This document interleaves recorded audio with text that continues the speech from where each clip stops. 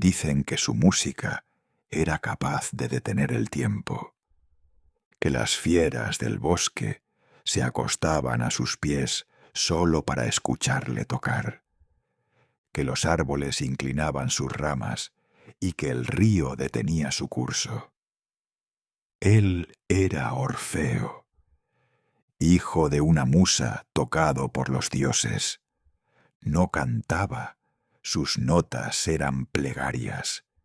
No tocaba, su lira era un puente entre los mundos. Y ella era Eurídice, ligera como el viento, de risa clara como agua de manantial, una ninfa, una criatura libre, sin más dueño que su risa. Hasta que lo vio a él. No fue un romance lento ni prudente. Fue fuego, inmediato, voraz. De esos amores que no se piensan, solo se viven. De esos que los dioses miran con recelo. Se casaron bajo un cielo sin nubes, rodeados de flores y cantos. Todo el mundo natural celebró su unión. Pero los dioses no suelen permitir tanta felicidad por mucho tiempo. Fue un día como cualquier otro. Eurídice caminaba entre los árboles, descalza, sonriendo. Y entonces una serpiente, un mordisco, un instante. Y la vida se escapó de su cuerpo, como el aire de una flauta rota. Orfeo llegó corriendo. Pero llegó tarde, demasiado tarde. La abrazó, la llamó, la imploró. Pero Eurídice ya no estaba. Su cuerpo estaba frío y el mundo vacío. Pero Orfeo no aceptó el fin. El amor no puede apagarse con la muerte. Así lo creyó y así descendió. Bajó al inframundo, solo, con su lira y su dolor. Atravesó los ríos oscuros, las cuevas interminables, los lamentos de los que ya no tienen cuerpo. Y donde otros perdían la razón, él cantaba, y el mundo de los muertos escuchó. Los condenados olvidaron su castigo, las furias dejaron caer sus látigos. Tanta lo ignoró su sed. Sísifo dejó caer su roca. Y Hades, el implacable Hades, levantó la vista. Junto a él, Perséfone, la reina del inframundo, escuchaba con lágrimas de mármol. Orfeo no suplicó, no gritó, no exigió, solo tocó. Y su lira habló por él, mostró su dolor, su amor, su pérdida. Y el inframundo, por primera vez, se volvió humano. «Puedes llevártela», dijo Hades, «pero bajo una condición. No la mires, ni una sola vez, hasta que estén ambos bajo la luz del sol». Y así comenzó el ascenso. Oscuridad, silencio. Orfeo caminaba al frente. Eurídice lo seguía en la sombra. Pero no podía verla. No podía oír sus pasos, ni sentir su respiración. Solo la oscuridad y el eco de su esperanza. ¿Estaría ahí? ¿Lo seguiría aún? Cada paso era una tortura. Cada curva del túnel, una trampa para su fe. Y entonces, un rayo de luz. La salida, la vida. Orfeo salió. Sintió el calor del sol en su rostro, y en ese instante dudó. Giró. Solo un poco, solo por amor. Y allí estaba ella, Eurídice, hermosa, real. Pero ya era tarde. En cuanto sus ojos se encontraron, la tierra la tragó. De nuevo, definitivamente.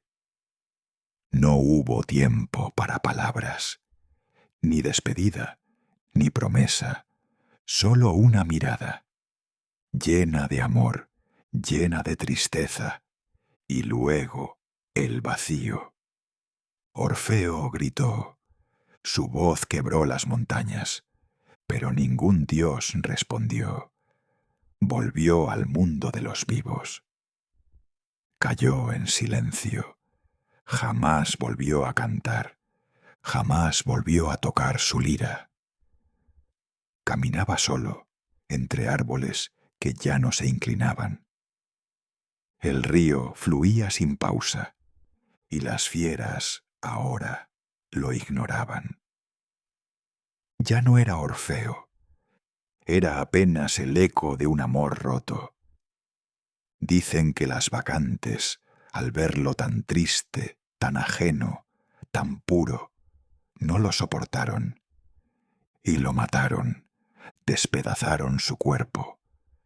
Pero su cabeza y su lira flotaron por el río, cantando, cantando aún por ella. Y cuentan que si escuchas con atención, cuando el viento sopla en ciertas tardes, puedes oír una melodía suave, lejana, triste. Dicen que es Orfeo, aún buscándola, aún cantando por ella, y que mientras lo haga, el amor no morirá jamás. Dicen que Orfeo no aprendió a tocar la lira como los hombres aprenden a tocar un instrumento. Nombera, a él lo llamaban las cuerdas, lo despertaban de madrugada, lo hacían llorar en medio del bosque. Como si el universo le hubiera dado, desde el nacimiento, el lenguaje de lo invisible. Fue su madre, Calíope, musa de la poesía épica, quien lo guió. Pero fue el dolor quien lo hizo eterno. De niño, Orfeo ya sabía que el mundo no era solo lo que se ve. Decía que los árboles tenían memoria, que las piedras recordaban pasos antiguos, que los ríos eran cartas escritas por los dioses. Y cuando conoció a Eurídice, todo lo que era intuición se convirtió en certeza. Ella no era parte del mundo, era el mundo. Donde ella iba, la música se le adelantaba. Donde ella miraba, todo se volvía más claro. Pero la vida, incluso en los mitos, no perdona el exceso de belleza. Y tal vez por eso la muerte vino tan pronto. Una serpiente, sí, pero también una metáfora, lo inevitable, lo que se arrastra silencioso cuando uno está distraído siendo feliz. Dicen que los dioses discutieron antes de permitirle a Orfeo cruzar los límites del inframundo, que Atenea, conmovida por su talento, abogó por él, que Dionisio, molesto por su pureza, quiso impedirlo, y que incluso Apolo, su protector, se mantuvo en silencio, porque sabía que la prueba no era cantar, era confiar. El camino al Hades no es un sendero, es una prueba constante de renuncia, a la luz, a la razón, al tiempo. Orfeo descendió más allá de donde los vivos conservan su nombre. Pasó por el río Leteo, donde las almas pierden los recuerdos. Vio a los héroes olvidados, a los traidores temblar en sus cuevas de sombra. Y aún así, siguió. Cuando tocó frente a Hades, lo hizo sabiendo que no era él quien debía escuchar, sino la misma muerte. Y en ese instante las sombras se detuvieron. Hubo silencio. No porque todos quisieran oír, sino porque todos querían sentir. Porque en la música de Orfeo no había ego, solo pérdida, amor, esperanza. Dicen que Perséfone, al oírlo, tocó su propio pecho, como si recordara algo que creía haber olvidado. Y fue ella, no Hades, quien inclinó la cabeza primero. «Déjalo intentarlo», dijo. «Al menos él no canta para sí mismo. Canta para volver a amar». El regreso fue la verdadera tragedia, porque el infierno no castiga con fuego, sino con incertidumbre. Cada paso que Orfeo daba, sin saber si ella aún lo seguía, era un sacrificio. Una parte de él moría con cada curva del camino, y al final la duda lo venció. Como a todos, como a ti, como a mí.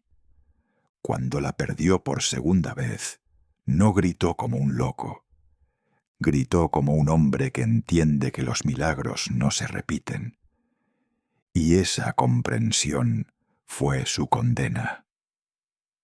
Tras su muerte hubo un rumor. Algunos decían que los dioses, conmovidos por su arte, lo devolvieron al cielo en forma de constelación. Otros, que su alma vaga en los márgenes del mundo, aún buscando una melodía que devuelva la vida.